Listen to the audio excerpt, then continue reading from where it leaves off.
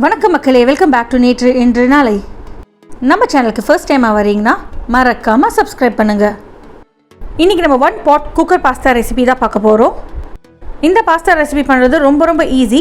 டக்குன்னு எங்கேயா வெளியே போயிட்டு வந்தால் நீங்கள் பண்ணிக்கலாம். இல்லைனா கெஸ்ட் வந்துட்டாங்க, இல்லை குழந்தைங்க திடீர்னு பசிக்குதுன்னு சொன்னாங்கன்னா இந்த மாதிரி 1 pot குக்கர் ரெசிபியை நீங்கள் பண்ணி சீக்கிரமாக சர்வ் பண்ணிடலாம்.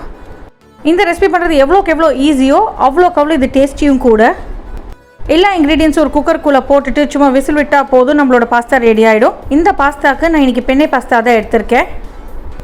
இந்த பாஸ்தா பண்ணுறதுக்கு நம்மளுக்கு முக்கியமாக குக்கர் தேவை, அதுக்கப்புறம் பாஸ்தா, கொஞ்சம் ஸ்பைசஸ், அதுக்கப்புறம் வெஜ்ஜீஸ் இருந்தால் போதும். எல்லார் வீட்லேயும் கண்டிப்பாக ஒரு ப்ரெஷர் குக்கர் இருக்கும். அந்த குக்கர் எடுத்துக்கோங்க. அதில் 3லேருந்து 4 டேபிள் ஸ்பூன் எண்ணெய் சேர்த்துக்கோங்க. எந்த எண்ணெயாக இருந்தாலும் பரவாயில்ல, பட் ஆலிவ் ஆயிலாக இருந்தால் உங்களுக்கு கொஞ்சம் நல்லா வரும். எண்ணெய் சுடுனதுக்கப்புறமா 1 டேபிள் ஸ்பூன் நல்லா பொடிப்படியாக நறுக்கின பூண்டை சேர்த்துட்டு நம்ம ரோஸ்ட் பண்ணிக்கலாம். காரத்துக்கு 1 பச்சை மிளகாய் கீறிட்டு சேர்த்துக்கோங்க. சின்ன சைஸ் வெங்காயமாக இருந்தால் 2 எடுத்துக்கோங்க, பெரிய சைஸ்னால் 1 போதும். நல்லா நீளமாக சாப் பண்ணி இந்த எண்ணெயிலேயே சேர்த்துட்டு வெங்காயத்தை வதக்கிக்கலாம். வெங்காயம் நல்லா குக் ஆனதுக்கப்புறமா தான் நீங்கள் காய்கறிகள் சேர்க்கணும். வெங்காயம் நல்லா டிரான்ஸ்பரண்ட்டாக மாறினதுக்கப்புறமா 1 கேரட்டை நல்லா குட்டி குட்டியாக டைஸ் பண்ணி சேர்த்துக்கோங்க. கூடவே 1 கேப்சிகமை டைஸ் பண்ணி சேர்த்துக்கலாம். உங்கள்கிட்ட பெல் பேப்பர்ஸ் இருந்தால் நீங்கள் பெல் பேப்பர்ஸ் சேர்த்துக்கலாம். கேரட் கேப்சிகம் அப்படியே லைட்டாக சோட்டே பண்ணி விட்டுட்டு 4 தக்காளியிலேருந்து அரைச்சி எடுத்த பியூரியை நம்ம சேர்த்துக்கலாம். சும்மா 4 தக்காளி பிளெண்டர் ஜாரில் சேர்த்துட்டு நைஸாக அரைச்சிக்கோங்க, போதும். நம்ம இந்த ரெசிபிக்கு தனியாக எந்த சாஸும் பண்ண போகிறது இல்லை, அதனால தான் இந்த தக்காளி சேர்த்துருக்கேன். உங்களுக்கு இந்த பாஸ்தா கூடவே இந்த தக்காளியும் வெந்துடும். 1/2 கப் சோளம் சேர்த்துக்கலாம். ஃப்ரோசன் கார்னுங்கிறதுனால நான் கடைசியாக சேர்க்குறேன், உங்களுக்கு ஈஸியாகவே அது வெந்துடும். நம்ம பாஸ்தாக்கு நல்ல ஒரு கலர் வரத்துக்காக நான் 1 டேபிள் ஸ்பூன் காஷ்மீரி சிவப்பு மிளகாய் பொடி சேர்த்துருக்கேன். அடுத்ததாக வாசனைக்கு ஒரு 1.5 டீஸ்பூன் பாஸ்தா சீசனிங் இல்லைனா மிக்சட் ஹர்ப்ஸ் சேர்த்துக்கோங்க. இந்த பாஸ்தா சீசனிங்லேருந்து வர அந்த ஹர்ப்ஸ் வாசனை நம்ம சாஸுக்கு நல்ல ஒரு ஃப்ளேவரை கொடுக்கும். இப்போ இது எல்லாத்தையும் நல்லா கலந்து விட்டுருங்க. இந்த ரெசிபிக்கு தேவையான அளவுக்கு உப்பு சேர்த்துக்கலாம். இப்போ இதுலேருந்து ஒரு கொதி வந்ததுக்கப்புறமா நம்மளோட பாஸ்தா ஷெல்ஸை சேர்த்துக்கலாம். இன்றைக்கி நான் 1/2 கிலோ பெண்ணை பாஸ்தா ஷெல்ஸை சேர்த்துக்கிறேன். இது வேக வைக்காத ரா பாஸ்தா.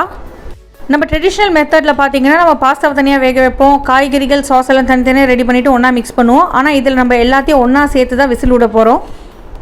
நீங்கள் பெண்ணை பாஸ்தா தான் யூஸ் பண்ணணுன்ட்டு இல்லை, உங்கள்கிட்ட என்ன பாஸ்தா ஷேப் இருக்கோ அதை யூஸ் பண்ணிக்கலாம். பட் குக்கர் விசில் சவுண்டை உங்களோட ஷெல்லுக்கு ஏற்ற மாதிரி கொஞ்சமாக மாற்றிக்கோங்க.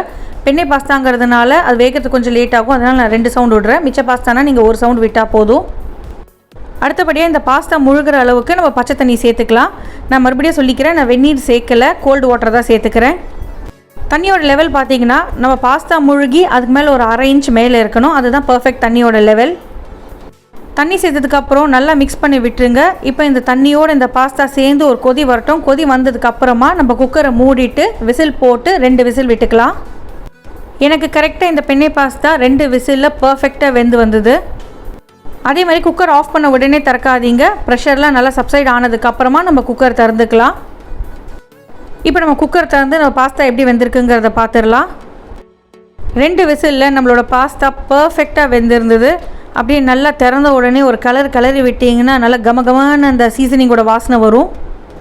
இப்போ இது நம்மளுக்கு தனியாக எந்த சாஸும் பண்ணல, பட் ஸ்டில் நம்மளுக்கு இது க்ரீமியாக தான் இருக்கும். ஏன்னா அந்த பாஸ்தாவில் இருக்கிற அந்த மாவே நம்மளுக்கு அந்த க்ரீமினஸ் கொடுக்கும்.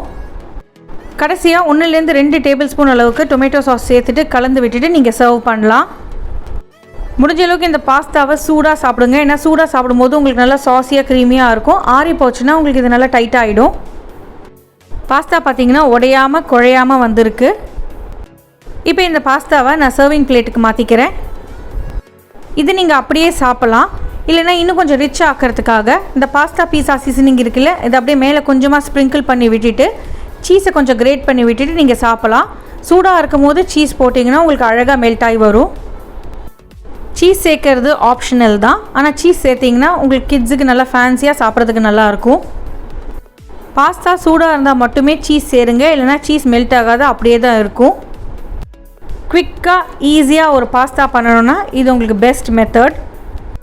ஸோ என்றைக்காவது நீங்கள் குவிக்காக பண்ணணும்னு நினச்சிங்கன்னா, டைம் இல்லைனா இந்த மெத்தடை கண்டிப்பாக ட்ரை பண்ணி பாருங்கள். ட்ரை பண்ணி பார்த்துட்டு எப்படி வந்ததுங்கிறத கமெண்ட்ஸில் உங்கள் ஃபீட்பேக்காக கொடுங்க.